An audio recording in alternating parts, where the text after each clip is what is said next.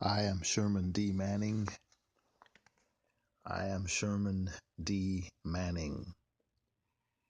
We've learned to fly the air like birds. We've learned to swim the seas as fish. But we've still not learned to live together as brothers and sisters. Those were the words of Martin Luther King Jr. Dr. King also said, "We must come together as one, or we shall all perish apart as fools." Donald, I shan't dignify him by calling his last name, but Donald is one of those fools which Dr. King was speaking of. I am Sherman D. Manning. I was wrongly convicted of rape. I've just exited the prison system, and while I was there, I wrote 22 books, including my brand new book, The Truth About O.J. Simpson, Race, Class, Money, and Justice. My attorney, Robert Sheehan, and I will work with firm determination to overturn my wrongful conviction so that I shall not spend the rest of my life registering for a crime which I did not commit. Exiting prison is exiting Hate University. It is virtually like getting out of hell. And as I was brushing up on my technological chops, I began to reflect upon the fact that Dr. Martin Luther King Jr. has been gone for almost 50 years now.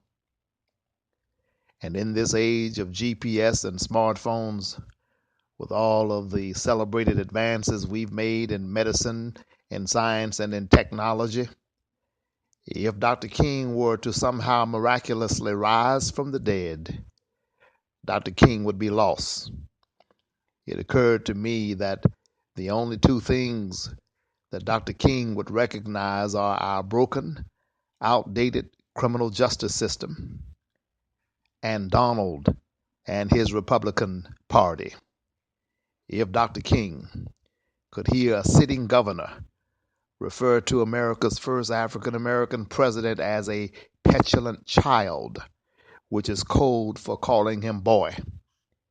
If Dr. King could hear the host of major American networks referring to the commander-in-chief by his first name instead of by his title.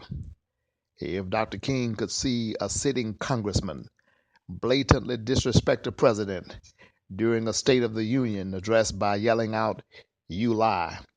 If Dr. King could see a United States Senator in '08 state that my number one job is to make sure President Obama is a one-term president.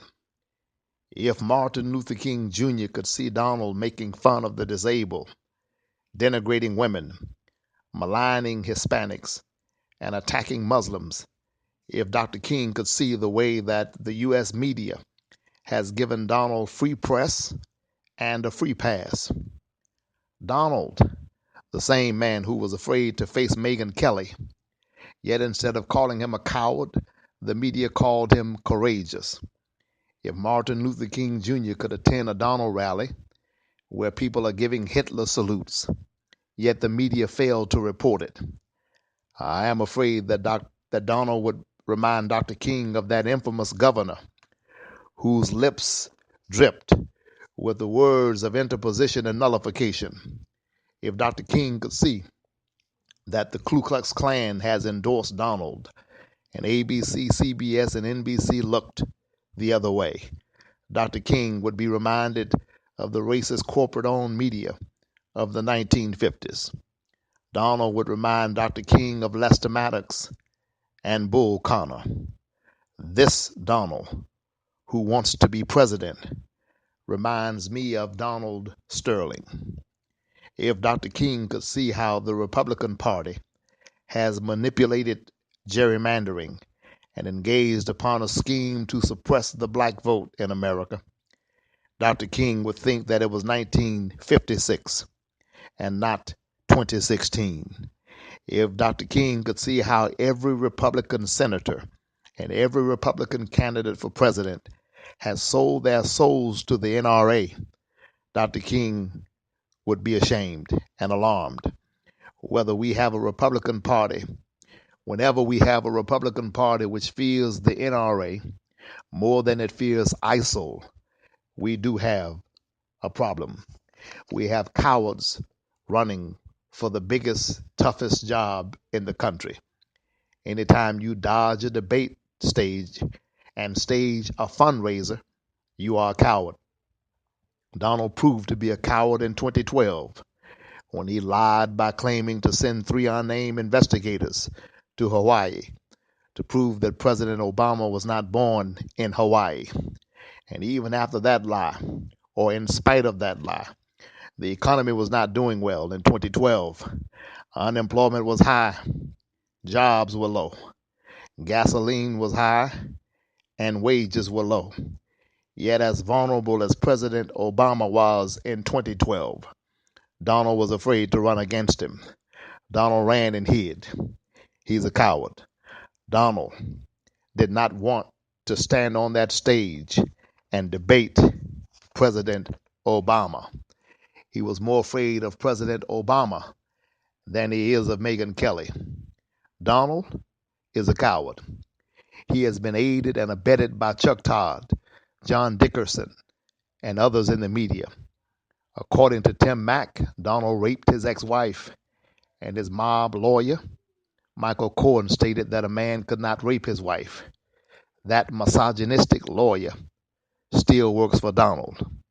If a lawyer for President Bill Clinton had stated that a husband couldn't rape his wife, the press would have gone crazy, and the Republicans would be in an uproar. How can a man be a man and pay an attorney who doesn't think a man can rape his wife? No wonder Donald was afraid to run against President Obama. No wonder Donald ran and hid from Megyn Kelly. What kind of man says, quote, "If I were not married, I'd have sex with my own daughter," end quote? Donald said that. What kind of man has quotes from Adolf Hitler hanging above his bed? Donald does. And so I must say to our white brothers who are packing Donald's rallies, to thine own self be true.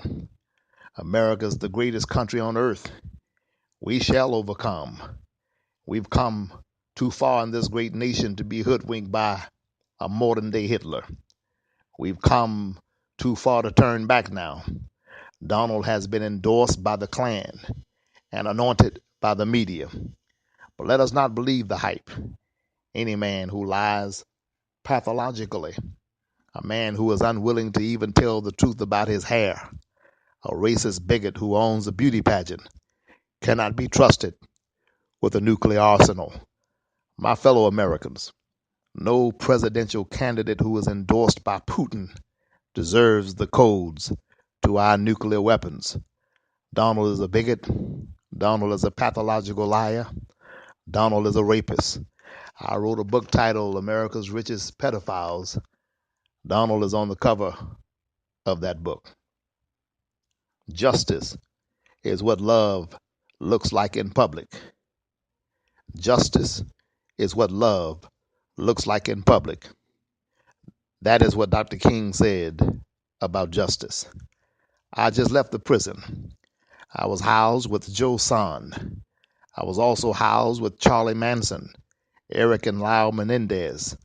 I wrote about them in the book, The Truth About O.J. Simpson, Race, Class, Money, and Justice. And the one common denominator which I found in Manson, Son, Rod Alcala, and the Menendez brothers is that they were all in love with themselves. If you meet Eric Menendez, you have met Donald. If you meet Donald, you've met Charlie Manson. And in July of 2015, Manson told me that, quote, "I can't wait till Donald gets elected. Donald will put you blacks, Jews, Muslims, and Hispanics in your place," end quote. And Manson then showed me a missive from Donald, endorsed by the Klan, endorsed by Putin, and by Manson. I just left the prison. My fellow Americans, I was wrongly convicted. And so I'm supposed to run and hide. And I'm supposed to be quiet. but Dolly Mae Manning and James Scott Manning did not raise a coward. I will fight my wrongful conviction until it's overturned. Reverend Hosea Williams and Ambassador Andrew Young did not mentor a coward. This land that I love, this great melting pot that we call America, home of the brave and land of the free. America's our land. America's God's country. America has been blessed, and God bless America. This land is your land. This land is my land. This land was made for you and me. I lay out my personal crusade in the book, The Truth About O.J. Simpson, Race, Class, Money, and Justice. I also wrote a message in the book to Hillary Clinton and to Bernie Sanders. My fellow Americans, Dr. King had a dream about a day when black men and white men, Jews and Gentiles, Protestants and Catholics could join hands and sing that old spiritual, free at last, free at last. Thank God Almighty, we're free at last. And this great country that we love came together in 2008, and we elected America's first African American president. And in 2012, when billionaires like Sheldon Adelson pledged to spend $100 million of his own money to defeat President Obama, when Bishop Mitt Romney spent $900 million trying to defeat Obama, black men, white men, Latinos, and Jewish men and women said no to the Billionaire Boys Club, and America said yes to a change we can believe in. And we can and we must say no to racism and bigotry in 2016. We can and we must tell Donald, with his lies, with his divisiveness, his interposition and nullification, we must tell him no. Let us call forth the love, the hope, the ingenuity, and creativity which our forefathers had in mind when they said, we hold these truths to be self-evident, that all men are created equal. And if we call that faith and that power forth, we will deny entry to the White House to a modern-day Hitler. White men, black men, Hispanics, and Jewish men and women can win again in 2016. We can win. We can fix our antiquated, outdated, broken criminal justice system. We can transform the jangling discords of our modern-day anger and frustrations into an oasis of hope, will, love, and justice. Yes, we can. We have a group of extremists on the right running for president. Time and time again, they criticize President Obama for not utilizing the term radical Islam. But Senator Rubio even refuses to say President Obama. He will only call him by his first name. They want him to say radical Islam. I want them to say Flint, Michigan, Tamir Rice, Trayvon Martin, Eric Garner, Laquan McDonald, and Black Lives Matter. I want them to say, I can't breathe. Hands up, don't shoot. I want them to say, 14 months, 15 seconds, 16 shots. Even during Black History Month, we can't get Donald, Cruz, Carson, etc. to say Black Lives Matter. Everybody likes to quote the poetry of Dr. King's I Have a Dream speech. But during Black History Month, I challenge every Republican candidate running for president to sit down and listen to the entire speech. I would like to see them listen to Dr. King as he talks about the promissory note, that bad check which has come back stamped insufficient funds. During Black History Month, I challenge the Republicans running for president to stop listening to Limbaugh, Glenn Beck, and to Sean Hannity's insanity.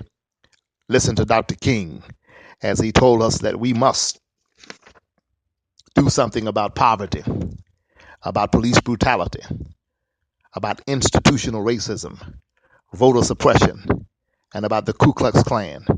The same Klan that Dr. King faced in 1964 is endorsing Donald in 2016. And a garden variety